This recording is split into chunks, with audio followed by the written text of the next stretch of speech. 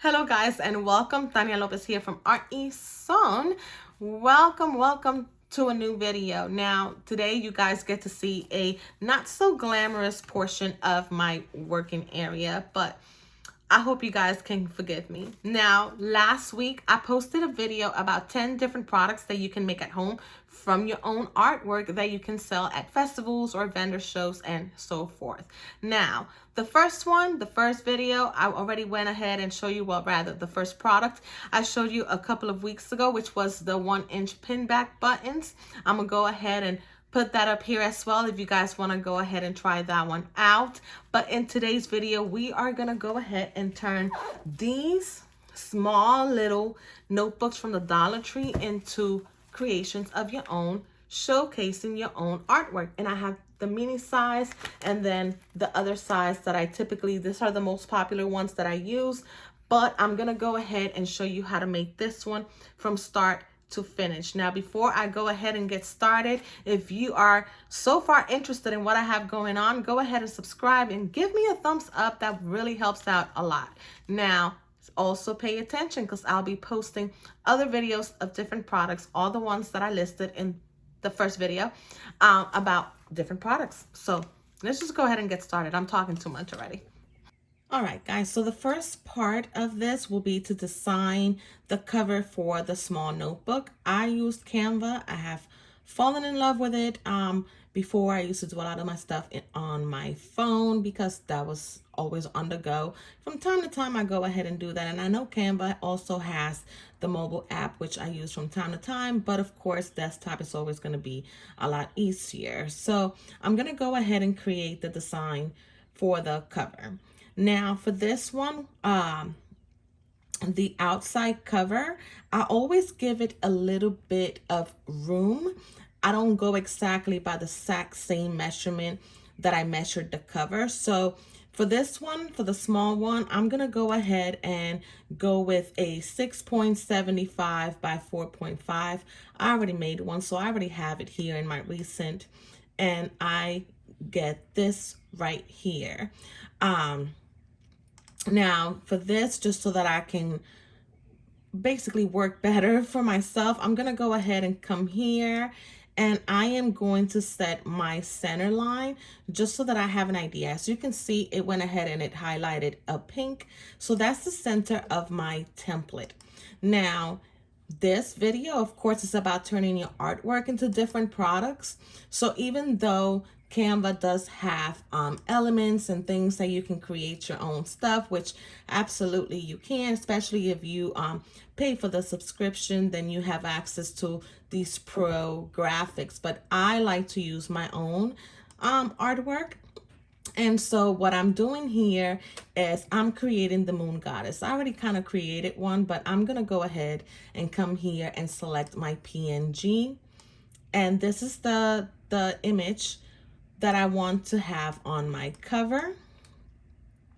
Now, this was a hand drawn. Let me just show you quickly. I actually hand drew it, and it was, well, that's not it. Hold on. Whoop. Sorry. Let me see if I find the original one. So this was the original one. This was hand drawn. I actually went on a mobile app. I want to say it's called Vector Q. I'm not sure if there's a link for it, but I can look for one. And I do that on my mobile app. So usually what I do is that I create all of my vector images on the go while I'm either on break at work or whatever it is. And I'll prepare my little vector illustrations so that then I can come home and just kind of play with them. So anyways, I turned this one into this blue. This is the moon goddess, the Taino symbol. So I just liked how the blue went, and I absolutely loved it. So that's what I'm going to be using. Now, I'm going to go ahead and get out of this, get it out our way. I'm going to go ahead now and select the color of the background. And Canva recently added the gradients, which I love. I absolutely love. They did have this blue one here, but I actually want a little bit of contrast. So I'm going to use this one. This one has a purple into a light blue, and as you can see, the moon goddess really does stand out. But I do want to go ahead and show you that if I wanted to, let me just click out of here so that I can pick it up. I'm gonna go back to the background color, and as you can see, it shows up here the controls for that gradient. I can actually go ahead and add colors, or I can change the direction of the gradients. I don't know if I'm saying that right, but you could just see and change the direction that it's going. This is a new feature or recent feature, and I do love it because I get to kind of give my artwork and some of my products a little bit of an extra edge. But I can also add color. So this one, as you can see, it has a purple and I guess like an aqua. I can go ahead and add another color if I want. I can either select one from the controls. So here, let's say I want to add a white just to add even more of a gradient, or I can go ahead and select the Doppler and select the color that's already in the graphic itself and just utilize it in that manner. So that's always an option, right? I can also go ahead and change the sequence that the color's in. So I can shift these around and just select the different placement for the colors depending how I want. So I just kind of wanted to show you guys this because I think this adds an extra element when you are making your own products at home, or even digital prints and stuff like that. So I wanted to go ahead and show you. Now, I'll keep this here for now, even though I already have another one made up, but my line is here. This specific vector does not have my signature. I actually had to cut off my signature. It was on the outside of the image, but for things like this, I actually have my signature as an image. If I can type up here, I have a PNG of my signature. This makes it easier for digital prints for me to go ahead and have my handwritten signature. And this is a good idea if you want to be able to go ahead and just kind of maybe change the position of your signature. Because I'm going to be selling these at vendor events, I'm going to also go ahead and make it even a little bit more professional. And I'm going to add my logo in the back. And I'm going to go ahead and try to center. Sometimes it's hard for me to really tell where the center is. So I'm going to go ahead and get this here. So, because it's not an even number. All right. There we go.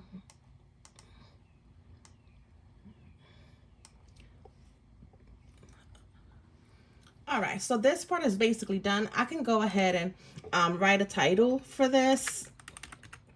I'm not saving this one, but I'll just go ahead and type anything. The next thing for me to do is I'm going to go ahead and click share up here, and I'm going to download it, but I'm going to want to download this one as a JPEG, okay? Because I need the picture because I'm not going to be printing it like this.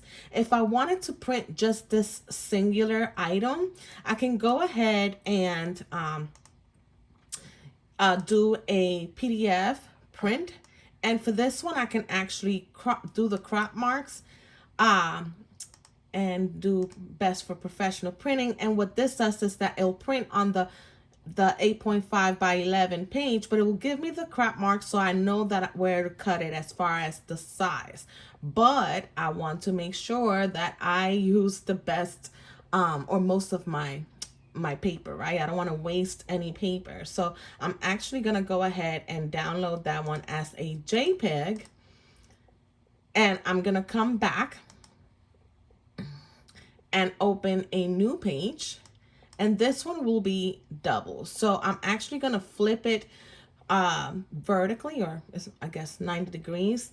So this one, I would actually need to make it 9, the width, by the 6.75.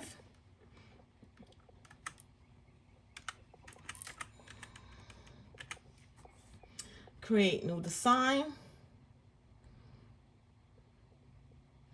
All right, and now I have a blank one. It's a larger one. I'm gonna go ahead now and I'm gonna upload the image that I just downloaded, the JPEG, which I already have the one that I actually want to use right here. So I'm gonna go ahead and bring this forward. I am gonna go ahead and switch this. Ooh, good thing it tells me the degrees there because otherwise it would be crooked. So 90 degrees. I'm gonna put it here, make sure I put it to the edge. And it's never quite the size that it's supposed to be. So I'm gonna go ahead and expand it. And as you can see, it goes to a 6.8 by 4.5. Let me just shift it a little bit. Hold on. It's not completely lined up. All right. Okay, so there, now I have two. I'm gonna go ahead and name this. And this is not for sale. This is the ones that I print so that I can make the notebooks. So, it doesn't really matter what I name it. But Moon Notebook Double. So this is an internal file, right? All right, so now this one, I'm gonna go ahead and click share, and I'm actually gonna want to make the PDF print for this one because this is the one that I'm gonna be printing at home. I'm gonna want the crop marks and a little bit of bleeding, and I'm gonna go ahead and flatten. So here, if you go to the information, it tells you that flattening your PDF can help ensure it prints properly. I'm not quite sure if there's a difference if you don't select it, but I always want to make sure that I don't make any mistakes. So I'm going to go ahead and flatten that PDF. And here, I'm going to go ahead and select the best for professional printing. Now, this is the Pro feature, just so you know. And I'm going to go ahead and download that.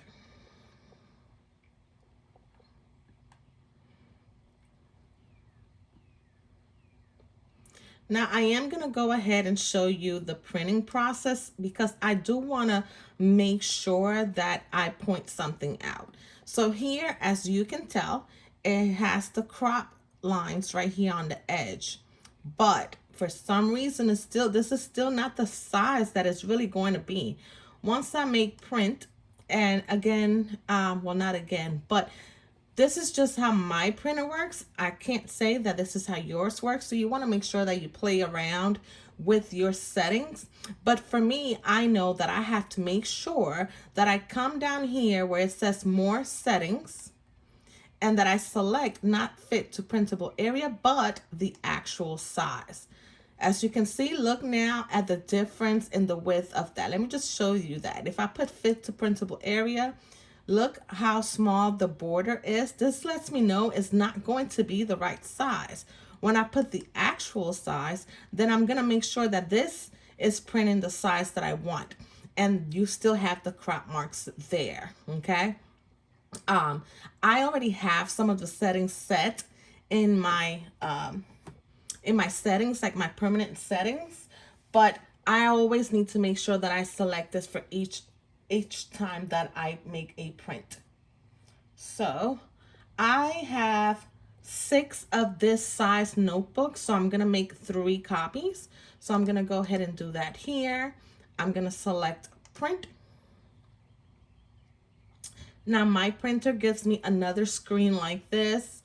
So this is just how mine works. I have it set up for photo paper, and I'm gonna go ahead and start printing that item.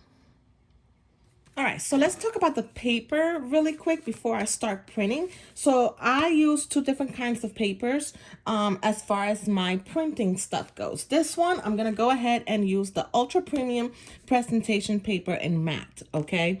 So this is also what I use for my art prints, the ones that I print at home, okay? I do want to mention when you're making art prints that this is not considered it's not considered archival or non-yellowing. So when it comes to pricing, I always make sure that I price accordingly. I do want to also point out something else about this paper so that you know how to load it onto your printer.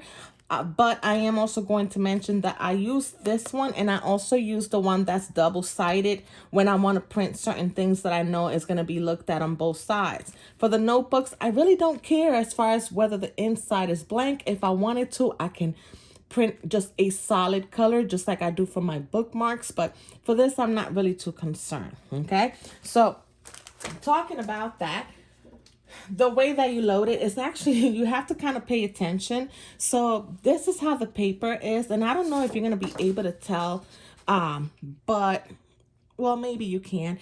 This one, as you can see, is a little bit more like yellowish, and that's actually the backing. But if you actually gonna look at it in person, the white side is smoother, and you can kind of see some green on this one. You won't be able to tell on the camera, but it's something for you to take a look at when you are printing. So I use my rear loading tray, which means I'm gonna make sure that the white smooth surface is gonna be on the top.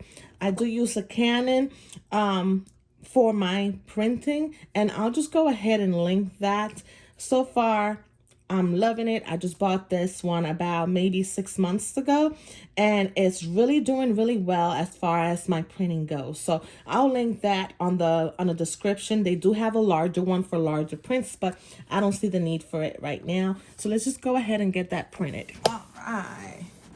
Look how pretty they look. They are nice and bright. And listen, guys, sometimes things happen, so you want to make sure that while it's printing the first one, that you're looking at the quality of how it's printing, because if it's running low or if it needs some maintenance, like a nozzle check or a nozzle cleaning, the printing, you will be able to see it.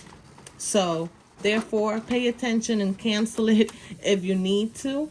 I don't see a problem with this one at this time, so I'm just going to go ahead and let it finish.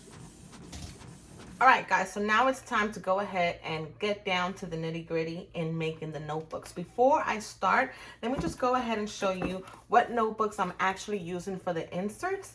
So these that I have here, I happen to have one pack, and I want to say I got this at one of the craft stores. I'm not exactly sure which one, but they come in a pack like this, and I just happened to buy these because these are blank, they're not lined, and I just wanted something different. But I've gotten them so long ago that I just don't remember where. But I'll go ahead, and I decided to go ahead and use them because they've been sitting in my storage for a long time. But the ones that I mainly use are these two.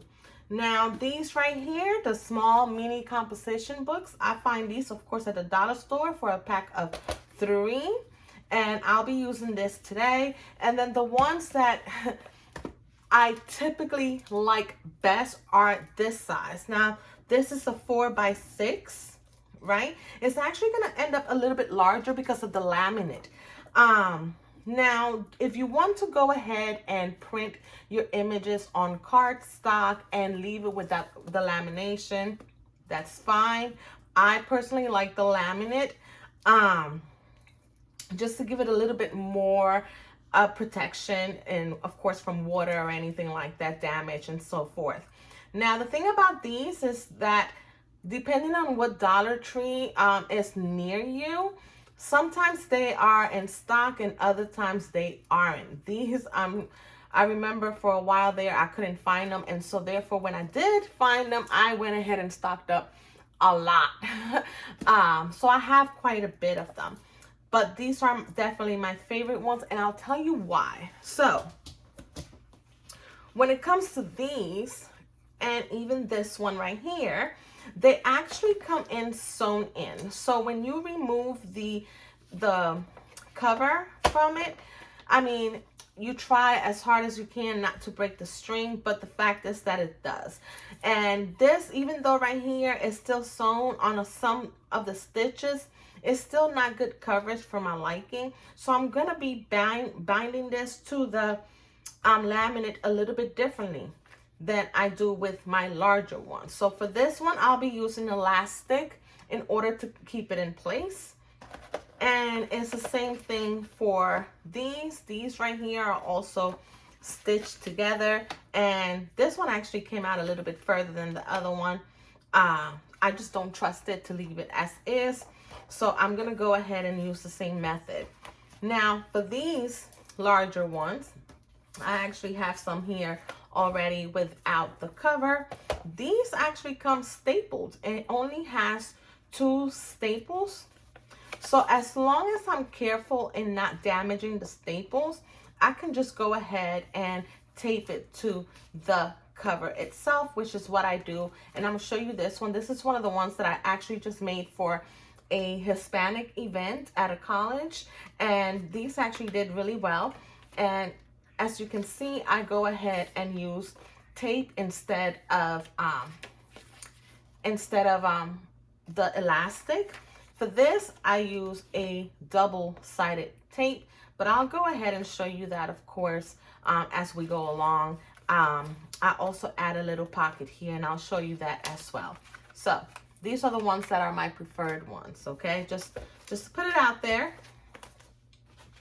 So today, for this one here, this is the moon goddess that I was telling you about that we just made. So we're gonna go ahead and make it. This one is for the small composition sizing, but know that for the other ones, it's the same process. So what you will need for today's video, let me just go ahead and say that as well. So you will need your paper cutter. You can of course use hand scissors. I'm not very good at cutting straight, so I like to go ahead and use the paper cutter.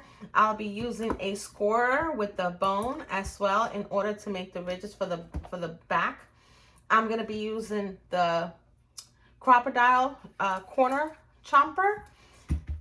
For this mini one, I'm gonna go ahead and use the hole puncher. I call them both crocodiles, but I don't think that's what this one's called, but it's the same company. And of course, the laminator and the laminating sheets, which I have right here as well. Now the laminating sheets, I get them in large orders through Amazon. I will link that below because I love the fact that I can get them cheaper when you buy more. So let's just go ahead and get started.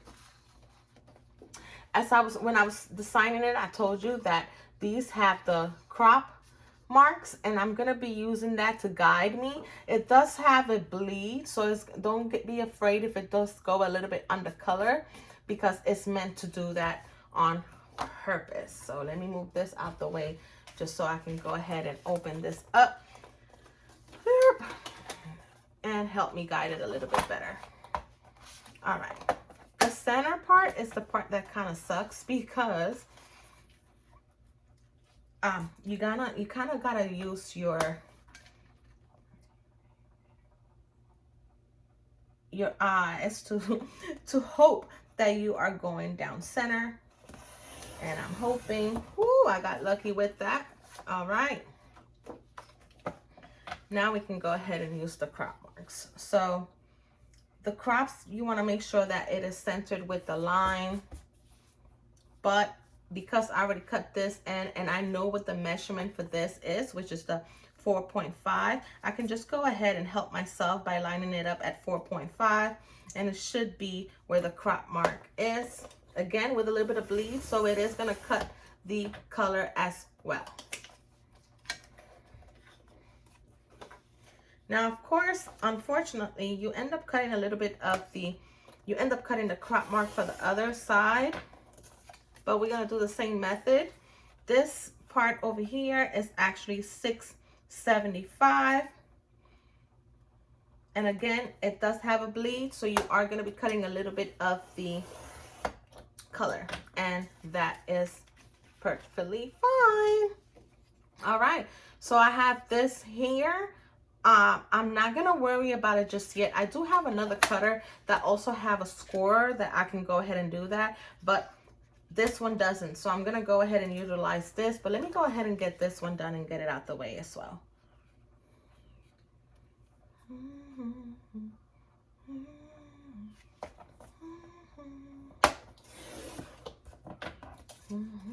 All right, so this one I actually left a little bit, so I'm gonna chop a little bit more. There we go. If you mess up, it's okay, just rectify it. All right, so we are at 4 point. 4.5. There we go.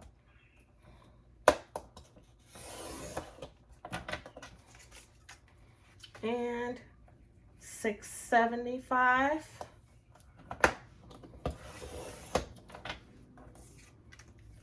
All right. So as far as this is concerned, I am done with this for right now. Now, in order, my work progress, I cut everything first. So I just keep going until everything I need is cut. But I'm not going to do that right now. So this is the scorer, which I have a hard time pronouncing, but it's okay. So I'm going to go ahead now and try to find the center, which I'm not going to lie, it's a little difficult when it comes to, what is it? So 6.75. So that would be about 325 plus 12, 37. So about 337. That's going to be tough. All right, let's see. 3.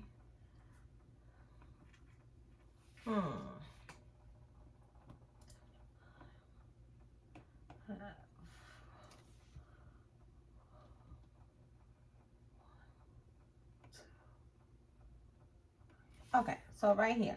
So it's the one in between 1/4 and 1/2. I don't know what that is. So, all right. So that's the center. But this is the thing. We have to make sure when you laminate it, it's going to be a little difficult for you to fold it. You actually got to score it again. I like to score it before I laminate it, so I already have a marking. So this is going to be for the spine.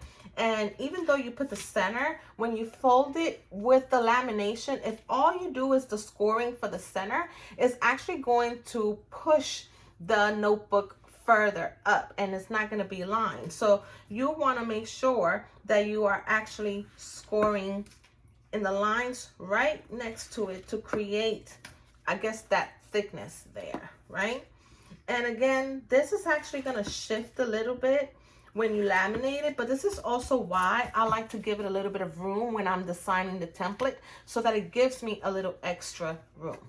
All right, so as you can see there, I have it scored. You see the spine, and I'm gonna do this one because I want to make sure that I utilize all of my sheet, or as most of my sheet as possible. So I'm gonna go ahead and do this one too. That was at 3 and what was that? Right in between the 1/4 and 1/2. So 3.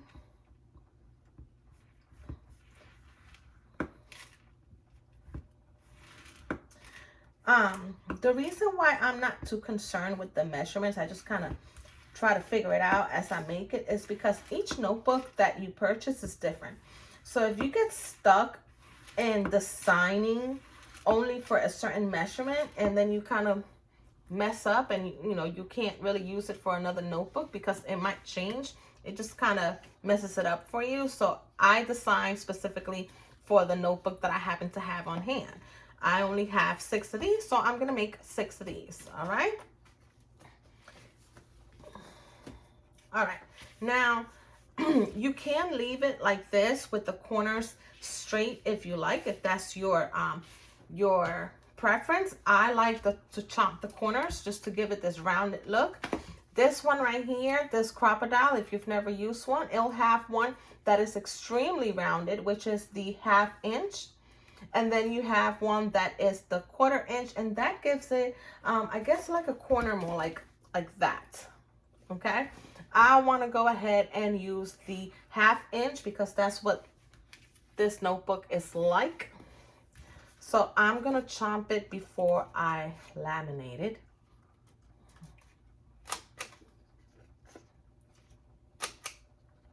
I can actually, these are so good that I can really just do both at the same time. I really don't know why I didn't do that. Let me go at this one a little more.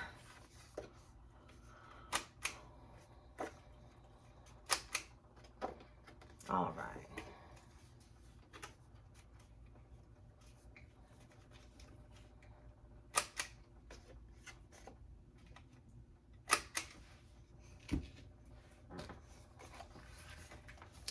All right, I'm gonna get my laminating sheet, and in order to make my life less complicated, I'm gonna use the edges that I already have handy.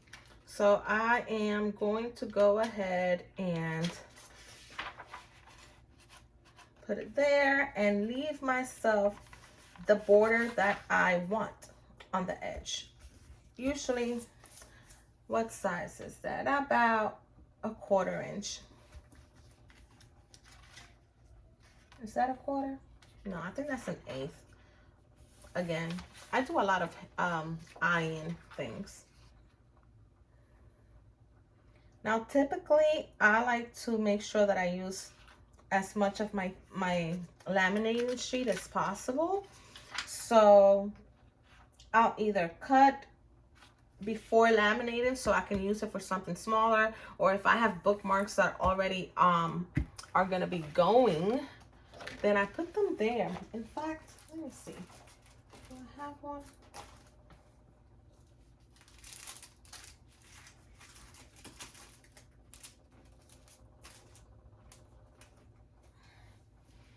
I don't know what I did with it. Oh. Let me see if this fits here without causing any issues. No, that's too snug. Okay, never mind. I'll just go ahead and do this here. You want to make sure you hold the top one because it is going to shift. And I already have my laminating, machine here warmed up.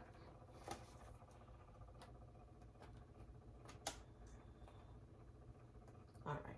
You want to make sure that it is as centered as possible if you've never used a laminating machine before, because if you put it too close to the edges, it'll actually wrinkle the laminating sheet. It'll melt it, and it's just not pretty.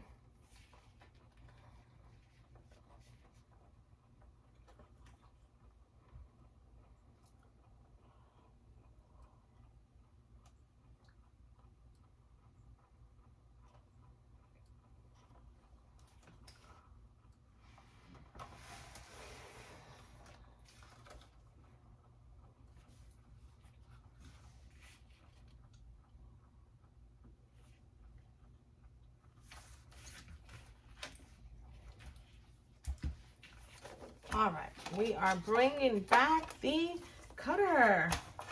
I already have these two, so I'm gonna go ahead and cut this one over here. Again, I tend to eye it, but I guess that's like an 1/8 of an inch. What I do notice is that sometimes you see the air in between the laminate and the material. It will leave a little bit of bubble, so I want to make sure that I don't cut into that, because of course it would just open up. So I want to go a little bit over that, but then I'm gonna pass it again over the through the machine once I cut it. So let me go ahead and cut this one. All right.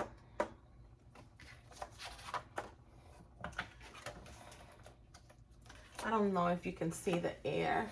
Let's see, can you see the air? I don't know. But if you've used the laminating machine before, then you probably already know what I'm talking about.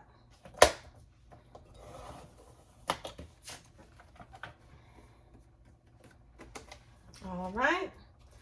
Now, this corner here is that 1/4 corner. I don't want that. I want the 1/2 inch corner, so I'm gonna chop that there. And I'm gonna do this on all 4 sides. Sometimes, of course, with the laminating sheet, it's a little bit tougher to cut.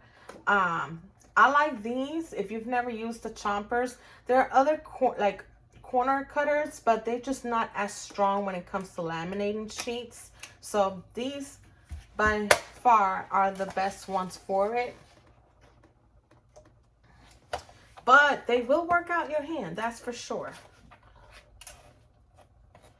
All right, let me go ahead and get this one done and out the way too, while the other one is running through the laminating machine again.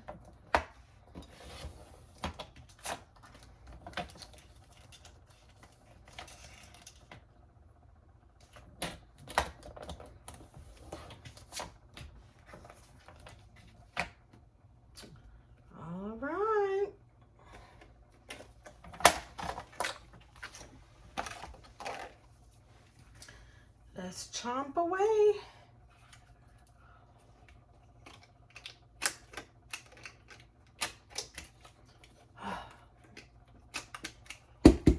Sometimes if there's too many in there, or if there's one stuck in there, it won't cut right. So you want to make sure that it cuts the right way.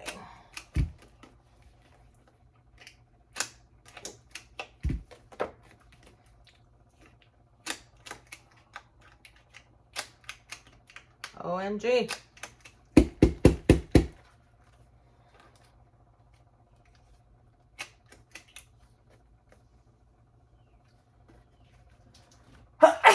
Excuse me.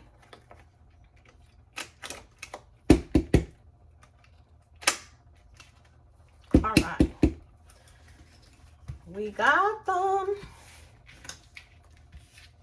So now we're going to bring this back, and we're going to go and pass by those again. And this time, you have to be careful. You're not going to line it up to the edge, because the laminating is not going to line up the scoring. So now you want to make sure that you are lining up where those scores are. Now,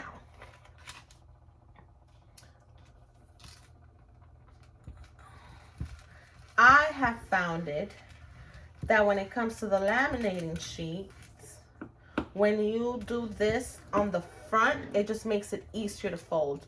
Don't ask me how that works. It just does.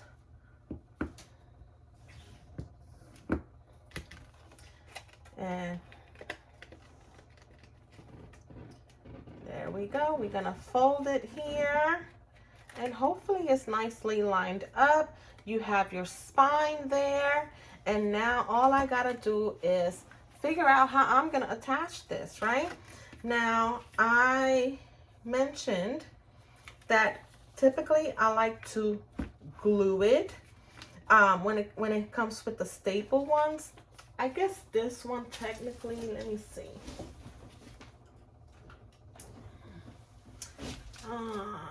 No, I guess if I had a regular stapler, I may just go ahead. I should be able to go ahead and staple it, but I don't know where my full-size stapler is, in fact.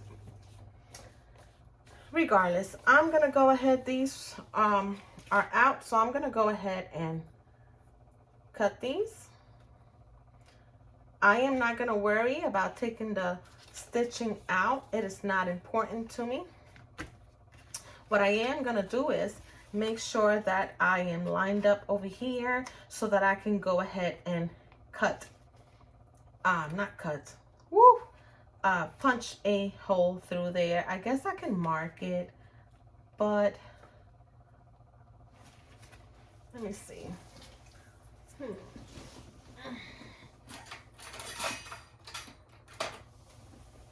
I'm not prepared, y'all. All right.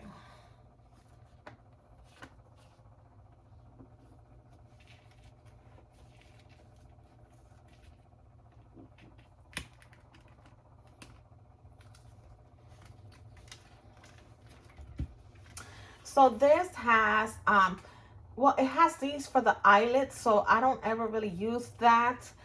Just FYI, I use these right here. Now this one is 3/16, and this one over here is the 1/8. For the purpose of this project, I'm going to be using the 1/8. And even though I put my dot there, I want to make sure that I actually have it on the center of the spine, which I can use that center score to do. I just kind of wanted an idea as far as how far apart it is.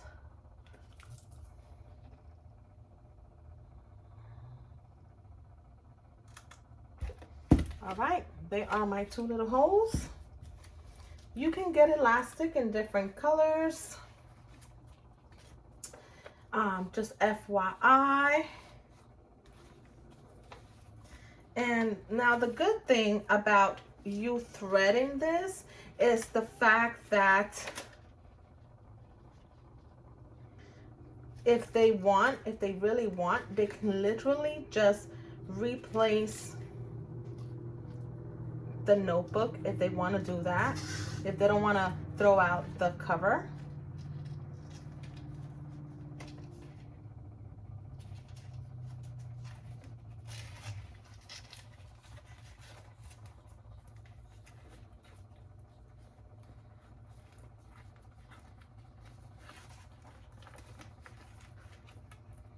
You can make this as taut as you want. It's okay. Or as loose as you want.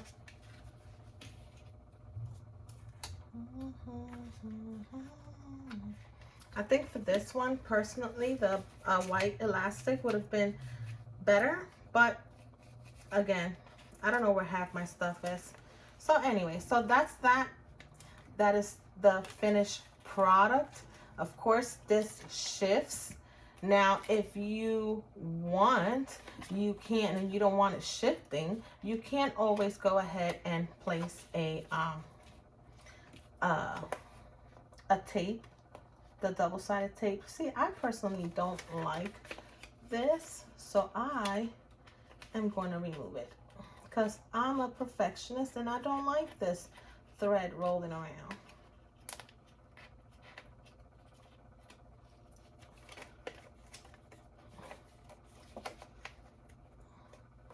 All right, so that is that for this one. If you want to get creative, you can always just use a different kind of ribbon and make it longer so that person can actually use that as a bookmark throughout the notebook. You can always get very creative with this, and it's fine. You can actually do a hole in the center instead of these two, so that you can loop it this way and they can just close it. And that's okay too. If you want to do that, that is fine. But these are just little notebooks for people to just carry around in their purse if they want to make sure they jot something down. So this right here is absolutely adorable. And there's my logo. You can't see it. I made it really, really small, but it's my marking, okay? So I will always try to make sure that my logo, I can always make it a little bit bigger so it's more visible. But this is it. This is the little notebook for this size. And as far as these go, I can actually go ahead and just show you briefly. I have some covers already that I do use my artwork for. So as you can see here, that's my little sticker, my little Boricua girl. This one's not chomped, so I'm gonna go ahead and chomp it up.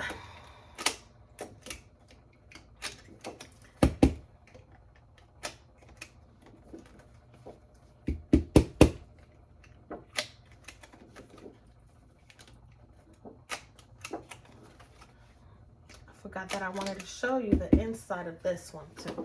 So this one I have not scored just yet. I scored it before I laminated, but I have not scored it after the lamination. So let me go ahead and do that here too. Let me line it up to where I want it to be. The spine for these notebooks are actually a little bit more rounded. They're not as square as the mini composition books.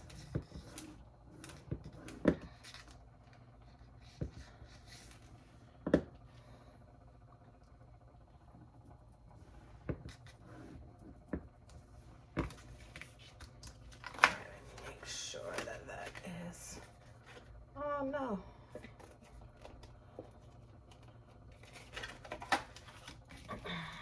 Hold on a moment.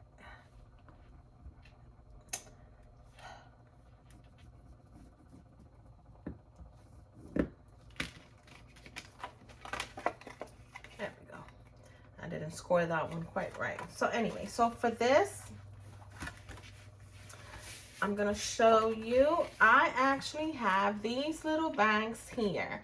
These bags are just, you've seen them at the craft stores, but this one does not have the adhesive to close it, right? It's just regular, and this is what I'm gonna be using to make my pockets. I'm gonna use the double-sided tape. Now with these, I have actually gotten really creative with these pockets, and I have added different color in the background, and you know, with cardstock and all of that. But this is the thing, when it comes to these notebooks, I want the artwork to, number one, shine, and two, these items that I'm making that are smaller, I usually make for the people that want to support at a festival but may not necessarily want to invest in a larger item. So I tend to have items that are lower in the budget. So I'm not going to add too many extras to this if I'm not going to be charging for it. Remember, the more features and details you add, the more time it takes you to make it, the more materials you are utilizing, therefore you pump up the price. I'm going to be selling these for $5 even, and it's a great way to put your artwork in some of the items, but also have things there for people, you know, for their budget, whatever their budget needs may need.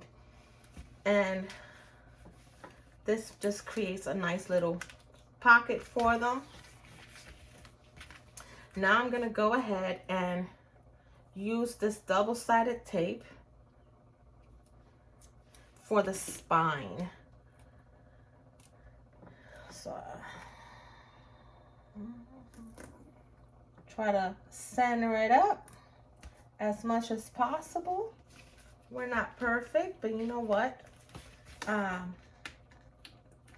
Don't be so hard on yourself when it comes to having things absolutely perfect. Remember, handcrafted is gonna have, each one is gonna have their own little details. You try as hard as you can, but don't beat yourself up too much if it's not absolutely perfect. Although we try, right? All right, so I'm gonna make sure that the entire length of the book is attached. And these two sheets I don't really care about. The first one and the last one.